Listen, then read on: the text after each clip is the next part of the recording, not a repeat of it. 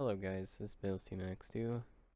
I just wanted to do a quick tutorial on how to change your chat color on Twitch. If you're interested in changing your chat color and you have a Prime subscription, you're going to want to visit your settings. Then you're going to want to go to your Prime Gaming settings. And then here's your chat color settings. Then you can change your emoticons and share in chat when you use your benefits and whatnot.